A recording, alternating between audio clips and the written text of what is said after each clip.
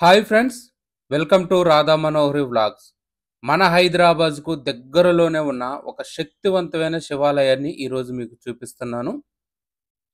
ప్రతిరోజు కూడా వందల మంది భక్తులు వచ్చి ఈ స్వామివారిని దేవాలయాన్ని దర్శించుకోవటం జరుగుతుంది.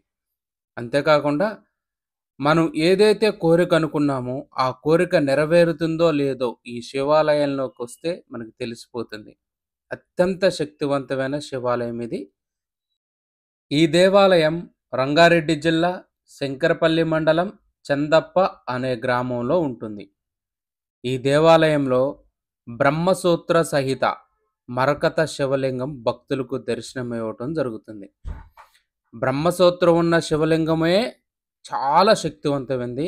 అందులోనూ మరకత శివలింగం అంటే ఇంకా శక్తివంతమైనదిగా చాలామంది ప్రవచనకర్తలు చెప్పటం జరిగింది. ఎక్కడా లేని విధంగా శివుడు, పార్వతి తల్లి ఒకే గర్భాలయంలో ఉండి భక్తులకు దర్శనమివ్వటం జరుగుతుంది. శ్రీరామచంద్రమూర్తి వారు ఈ మరకతలింగాన్ని ప్రతిష్ఠించి పూజించాడని స్థల పురాణం చెప్తుంది.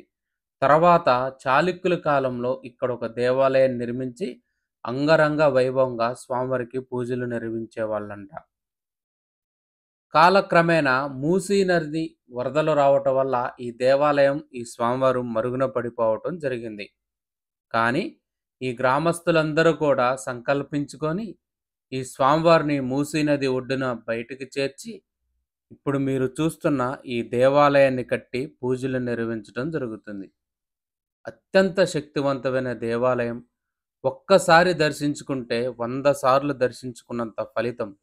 ఒక్కసారి ఈ స్వామివారికి అభిషేకం చేస్తే 100 సార్లు అభిషేకం చేసిన ఫలితం లభిస్తుందంట. అంతేకాకుండా మనకున్న అన్ని ధర్మబద్ధమైన కోరికలను ఈ స్వామివారికి విన్నవించుకుంటే తప్పనిసరిగా ఆ కోరికలు నెరవేరు తీరుతాయని భక్తులు ప్రగాఢంగా విశ్వసించడం జరుగుతుంది.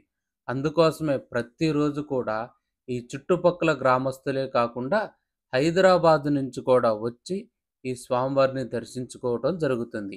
ఈ స్వామివారిని దర్శించుకున్న తర్వాత చాలామంది జీవితాల్లో మార్పులు రావటం, వాళ్ళు అనుకున్న పనులు నెరవేరటం, వాళ్ళ కుటుంబాల్లో సుఖశాంతులు ఉండటం జరిగిందంట.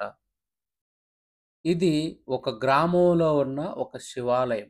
కానీ దైవ సంకల్పం చేత సోషల్ మీడియాలో ఈ దేవాలయం వైరల్‌గా మారింది. అప్పటి నుంచి కూడా వేలాది మంది భక్తులొచ్చి ఈ స్వామివారిని దర్శించుకుంటూ ఉన్నారు. అత్యంత శక్తివంతమైన దేవాలయంగా ఈ దేవాలయానికి వచ్చి దర్శించుకున్న భక్తులకి అనుభూతి కలుగుతుంది. ఈ దేవాలయానికి ఇంతటి విశిష్టత రావటానికి కారణం మరకత శివలింగం. నవగ్రహాల్లో మరకతం అనేది బుధ గ్రహానికి సంబంధించినది. అందుకోసమే ఈ మరకత శిలతో తయారు చేసిన విగ్రహాలు అన్నీ కూడా చాలా విశేషమైనవని పురాణం, శాస్త్రం చెప్పటం జరిగింది. ఈ మరకత శివలింగాన్ని దర్శించినా, పూజించినా, అభిషేకం చేసినా చాలు రాజ్యాధికారం దక్కుతుందని ఆనాటి రాజులు భావించేవాళ్ళు. అందుకోసమే మరకత శివాలయాల్ని ఎక్కువగా ఆనాటి కాలంలో రాజులు నిర్మించడం జరిగింది. కాలక్రమేణా అన్ని శివలింగాలు కూడా దోపిడీకి గురైపోవటం జరిగింది. ధ్వంసానికి గురి చేశారు కొంతమంది మూర్ఖులు. కానీ ఇప్పటికీ ఈ గ్రామంలో మరకత శివలింగం భక్తులకు దర్శనమివ్వటం చాలా విచిత్రంగా, అది దైవ కృపగా మనందరం కూడా భావించవచ్చు. ఈ దేవాలయంలో ఉన్న విశిష్టత మీరిప్పుడు చూస్తున్న ఈ రాయి మీద 2 చేతులు పెట్టి మన మనసులో ఏ కోరికైనా అనుకుంటే ఆ కోరిక నెరవేరేటట్టయితే ఆ రాయి అనేది తిరుగుతుందంట. అలా వందల మందికి అనుభవం జరిగింది.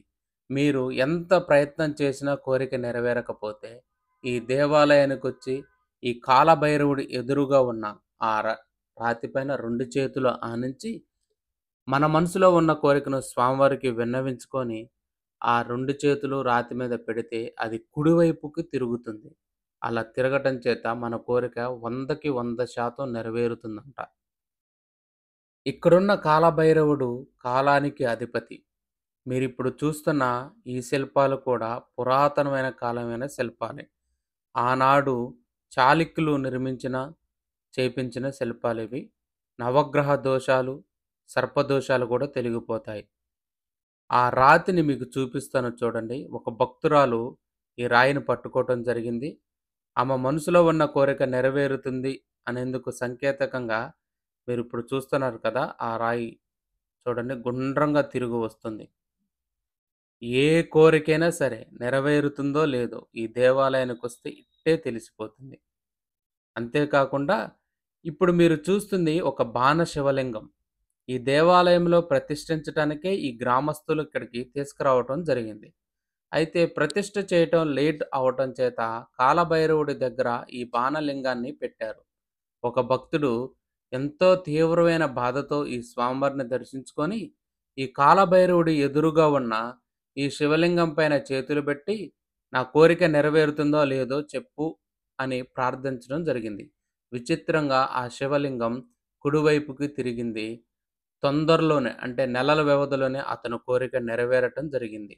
అప్పుడు ఆ భక్తుడు ఈ దేవాలయానికొచ్చి ఈ విషయాన్ని ఇక్కడున్న గ్రామస్తులకి, ఆలయ పూజారులకి చెప్పటం జరిగింది.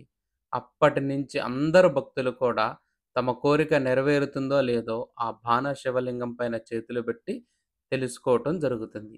100కి 100% రిజల్ట్ అనేది ఉంటుంది. చాలా శక్తివంతమైన దేవాలయం మన హైదరాబాద్‌కి అతి దగ్గరలో ఉంది. మీరందరూ కూడా ఎళ్లి ఈ స్వామివారిని ఒక్కసారి దర్శించుకోండి. ఎందుకంటే బ్రహ్మసూత్ర సహిత మరకత శివలింగాలనేది చాలా అరుదుగా దర్శనమివ్వటం జరుగుతుంది.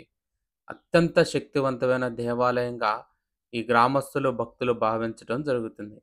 అందుకోసమే మీరందరూ కూడా ఎళ్లి ఈ స్వామివారిని దర్శించుకోండి. నేను చెప్పే ఈ కంటెంట్ మీకు నచ్చినట్లయితే, నేను చూపించే ఈ దేవాలయాలు మీకు వర్తబుల్ అనిపిస్తే, ఈ వీడియోని మీ ఫ్యామిలీ, ఫ్రెండ్స్‌కి షేర్ చేయండి. అంతేకాకుండా మీ పరిసర ప్రాంతాల్లో ఉన్న పురాతనమైన మరియు శక్తివంతమైన దేవాలయాల్ని కామెంట్ చేయండి. నెక్స్ట్ ఇంకొక అద్భుతమైన దేవాలయం వీడియోతో మీ ముందుకొస్తాను.